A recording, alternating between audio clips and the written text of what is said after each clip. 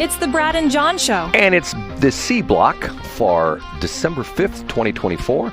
This is the Brad and John Show, and we appreciate everybody listening to the show live, 7 to 8 o'clock, broadcast on the internet, as well as 104.5 FM, and also on the podcast. You can check that out at bjshow.co, and on the video podcast at bjshow.video. All the different web addresses there. Did I get enough, John? Did I get them all right? Did I do it? Yeah, and soon there's another domain, I think, that's soon to be coming. If we can ever find out how to get talk actually into the Westplex, there's probably going to be a domain around that, right? You think? You think there's the Westplex talk? Could that be right? I don't know. We'll have to look at Better it. hop on that, Brad. Maybe it's westplex.talk.cloud. It's not God Squad? It's not God Squad. Okay. I am doing something, and John's going to think this is interesting. Maybe you won't. I'm doing something, as people know, I'm starting my own Chamber of Commerce, okay? And what's gotten interesting is I'm getting actually some traction on this. I think I'm up to like 55 members or something like that. And one of the things I'm promoting in my Chamber of Commerce is the fact that we're promoting the Westplex, which essentially is 8 communities in St. Charles County, which make up the majority of the population and the businesses in St. Charles County. Once you get out of the Westplex area, it's pretty rural. Once you get down to like the Defiance, Augusta area in that direction, if you go the other direction, it's pretty much all floodplain over there, Portage de Sioux, areas like that. So what I'm doing is I'm offering these things for free. I'm offering free advertising on the radio, free advertising on the website, and I'm offering free podcasts, okay? And I did my first one with my new little podcast, little rig. I've got a little a bag that I carry with me that has microphones, microphone stands, recorders, all this stuff. And I literally went out to a guy's office in St. Louis County on, was it Tuesday afternoon? Was it Monday afternoon? Can't remember. Tuesday afternoon, I believe it was Tuesday. And I met with a guy by the name of Phil White. Now, it's interesting, he spells his name differently. It's W-I-G-H-T, not W-H-I-T-E, W-I-G-H-T. And he's a financial planner for Synergy Financial, okay? You don't, and here we go again. He said to me before we did this, he says, hey, when we do this podcast, can you bring up that I'm a veteran? I said, yeah, sure. So we get into the podcast, and it comes out that not only is he a veteran, he is a BA veteran, if you know what I'm saying. And I asked him, he said at one point in time, he says, off mic, we talked a little bit afterwards, and he says, how old do you think I'm? I said 50. He says, I'm 55. He was a paratrooper. Now, get this. He has 25 or 26 jumps. And he says that he was, for a while, stationed in Panama. Now, what gets interesting about this is, if you know anybody who's a paratrooper, they are among the, I don't want to say the elites like the Green Beret or the Navy SEALs, but they're way up the chain on people you don't want to get mad at you, if you know what I'm saying, John. Yeah, I know exactly what you mean. Right. He told the story, which I'm thinking to myself, what? He said that what they did was they're down in Panama. They would capture alligators, and they would take them up in the plane with them, and they'd strap a chute on them, and they would throw them out, and the alligators would parachute down to the ground. And they called this the Alligator Battalion or something like that, because the idea was that when these guys came out of the sky, if they're attacking you and there's an alligator coming down, that it's going to be like the psychological impact, like, oh my God, we better get out of here because these guys have an alligator that's part of their group. I'm going like, what? And that's phenomenal. Was he there during the whole Noriega thing? No, so he's about the age where he probably would have been around during that, right? I think he said he missed that by a couple of years or something like that. Okay. And I think because that came up as well too. But anyway, the idea being is that he's a very successful financial planner.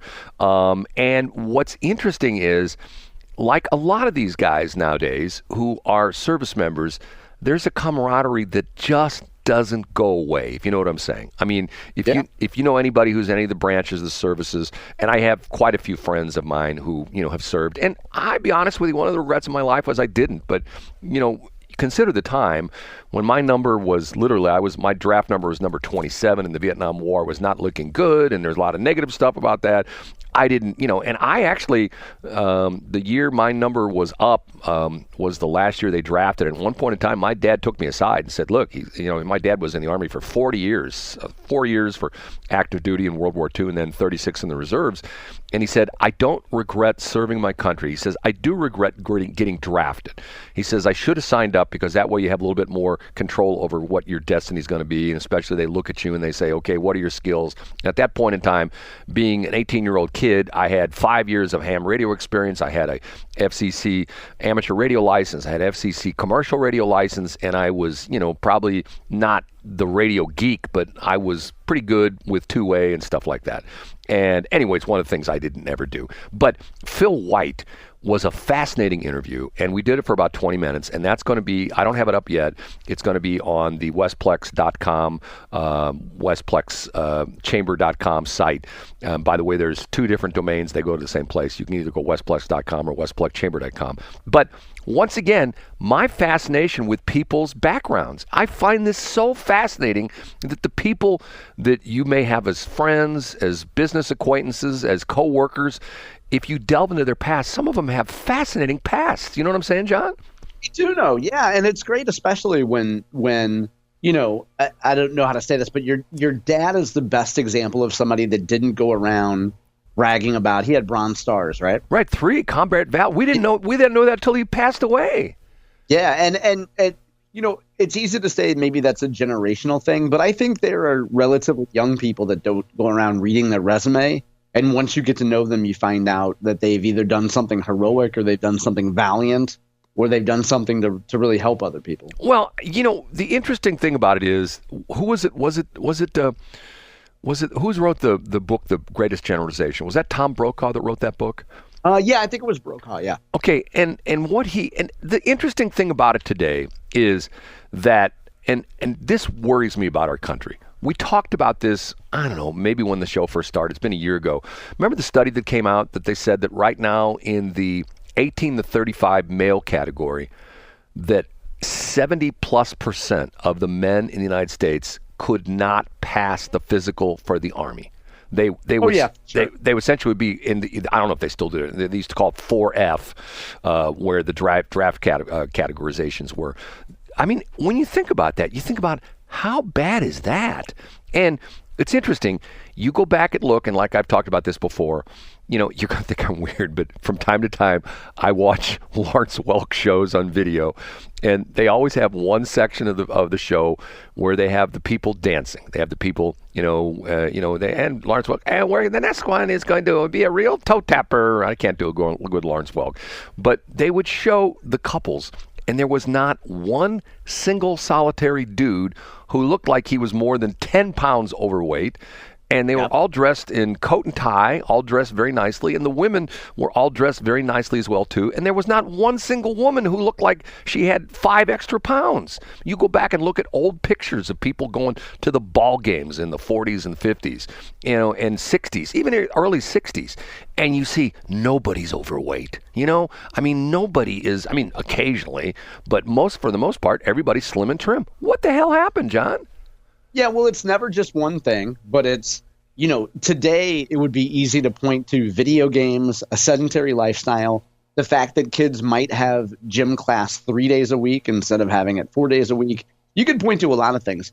Kids generally, Brad, today, at least from my experience and knowing suburban and urban parents, kids don't come home, boys and girls don't come home and hop on their bikes and ride for 4 miles every night like you and I did. Well, we talked about this, and I heard this lady, I think she was on, I can't remember what show I heard her on. If you know the story, she has a 10-year-old son, and she lives in a somewhat rural area, and her son walked 2 miles to the Dollar General. She went somewhere, she had to do something, and she left her son at home with somebody else, and he walked to the Dollar General, and he walked back, and later that day, police officers showed up and arrested her, literally took her away in handcuffs and charged her with reckless endangerment. Okay, now, John, How old were you when your mom started letting you?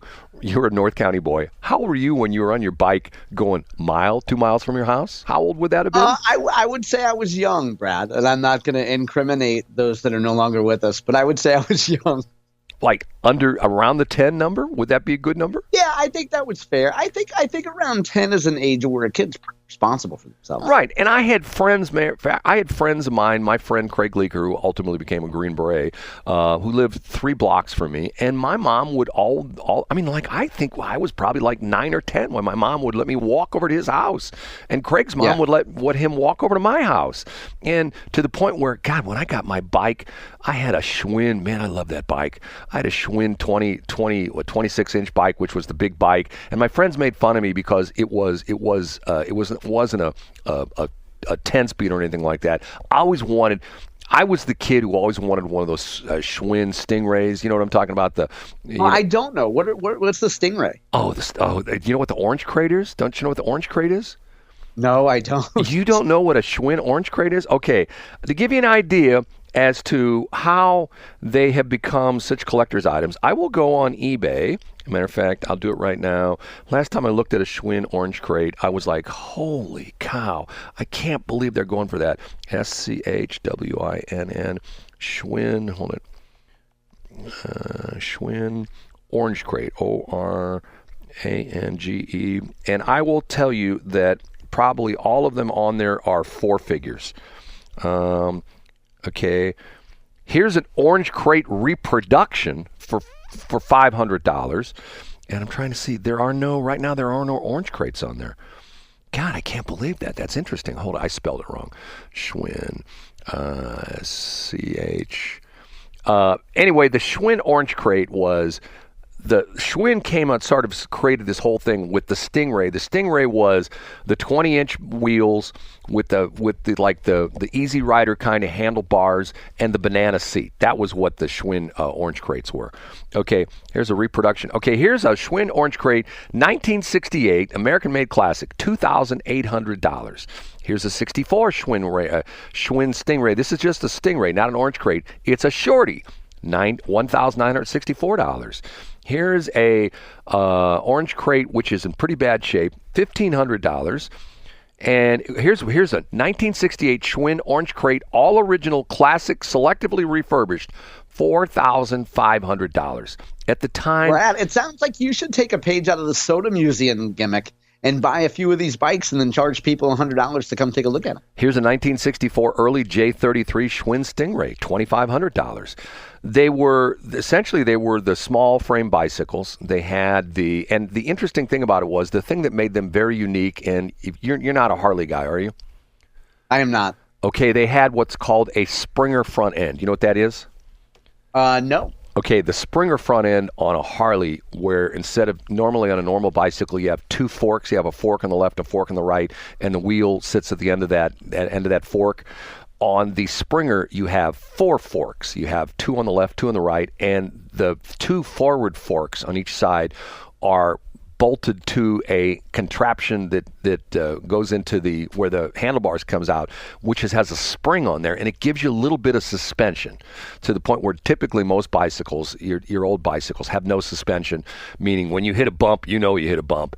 And on the Schwinn Stingrays, or the Schwinn orange crates, they had a Springer front end. And the other interesting thing was they had a very small front wheel, whereas the rear wheel typically, and was interesting, they had the back wheel was, instead of having a rounded tread, it was flat. It was like a drag. It was supposed to be like a slick, like a drag racing tire. And the front wheel was about half the size of the back wheel. They were painted orange, and they had a 5-speed derailleur system. And the system, instead of being on the handlebars, was like a big monstrous stick shift that was right on the top frame of the bike. And the only problem with that was, if you as a boy were on your Stingray and Uh-oh. on your orange crate, and you made a very quick stop, and you slipped off your banana seat. Ooh. Yes, the shifter impacted a part of your body, which imparted much pain to your lower groinal area, if you know what I'm saying. Yeah, you're being very cisgender, by the way, and suggesting that boys have external male genitalia. But okay, Brad. We're going to get flagged, our show. Yeah, YouTube's going to flag us for this. I went through the other day, by the way, just housekeeping, and I cut the G word out of our conversation about male shirtless selfies, just to be careful, Brad. What was the G word? Yeah, when we talked about men who take shirtless selfies. What was the G word? I can't remember. What did you cut? What's another word for people who were very happy and gleeful? Gay. Okay. Do we get flagged on that? Well, here's the thing. I did some research before I cut it out. And essentially, if you're saying something about how wonderful that community is, you're fine. If you say that something is a little bit Glee, you might get flagged for hateful conduct. So maybe we'll just start saying Glee, Brad. Like, God, that is so Glee. You know, you and I. See, I'm always fascinated by people have their own vocabulary. Matter of fact, we started that in the site. You put some stuff. It's still on the BJ Show site. What is it called? I just have as a. Yeah, you started. It was either encyclopedia, lexicon, or something like that. Is it just vocabulary? I don't even know what's on the site here. It's crazy. You know what it is? It's not lorem ipsum anymore. So that's good. That's an improvement. John's making fun of me again. I'm not making fun of you. BJShow.co. Okay. It literally is glossary. That's what it is. It's glossary. Yeah, glossary. Maybe we should add Glee to that. Right. Maybe we should just use that as the replacement. So, and I got this idea from Neil Bortz. He used to do a talk show on our AM station, which is now crap. And Neil had all these things he'd say, like if he was not happy with a caller, he would essentially say AMF, and the caller was gone. And AMF stood for adios, mother, with the rest of it. Okay. Mother, right. Mother, not flagellator, because we're not killing them. Right. John has. Let me think. John has this thing. AMF is on here. It says a tribute to the great Neil Bortz. Beta orbit, which we talked about before. Emotional tampon. Yeah, that's one. That's a staple. Emotional tampon. Meat shield. Monkey branching. You know, we need to come up with more of those, John. Unique to our show. We could add those on there. And speaking real quick of curating, we should give a shout out to our friend Amelia Peterson. You know, yesterday was our 250th show. And on Spotify, Brad, there is a BJ Show playlist, because every day that I do the show summary on Instagram, I add a song. Usually it's something that we talked about.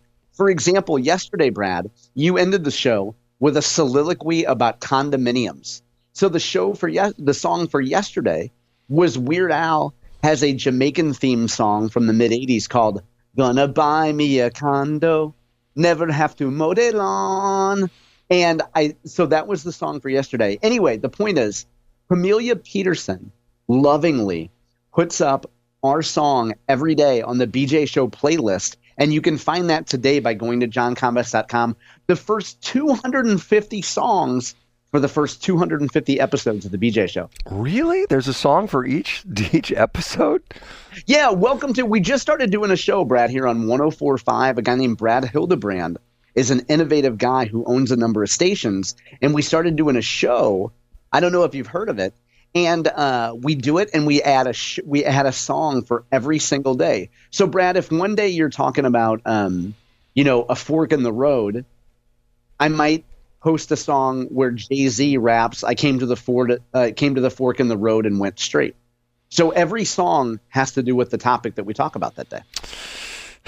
Man, and just think when this show is on 700 radio stations across the country, and you and I are living down in Florida like all the big wigs, like the president, and now Sean Hannity, and remember Rush Limbaugh moved down there, and we're in West Palm, and we're lighting our cigars with $1,000 bills, because the $1,000 bills actually cost us $10,000 a piece, because you can't get $1,000 bills anymore. you and I will say, remember when, John? Remember when? Yeah, we're going to say, remember when the great Camellia Peterson lovingly curated a list for us. Eben Thampy can cook her a cream pie. It'll just be beautiful, Brad. John, that's it for today. Going to get you out of here on time for a change so you can get your kids out to wherever they're going. Yeah, and special request, could we please, Brad, go against my recommendation, and could we please tomorrow start with the barbershop song? Really? Yeah, I think we should bring, by popular request, Brad, more than one person has said they miss our entry theme for A Block. So let's add it to A Block. Let's do the theme song for A Block. Okay, cool. Because I tried to clean up the show, and John made a suggestion, and I took it, and we've done I know, and I appreciate that, Brad. But I think the theme song is so popular, we should add it to A Block. Okay, we'll start the show off tomorrow with that. I'll see you tomorrow, And Brad. by the way, I do love that barbershop. That is so good. Okay. It's so good. Say goodbye, John. See you guys tomorrow. Thanks for checking out the Brad and John Show podcast. This segment of the show is brought to you by John Combest's book, Stalking, Harassment, Internet Trolling, A Guide to Recovering and Rebuilding After Online Attacks.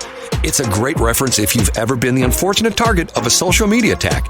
It's available on Amazon. Just search John Combest. That's Combest, John Combest, and the book will show up in your search results. Now it's time for another segment of the Brad and John Show. Can you handle it?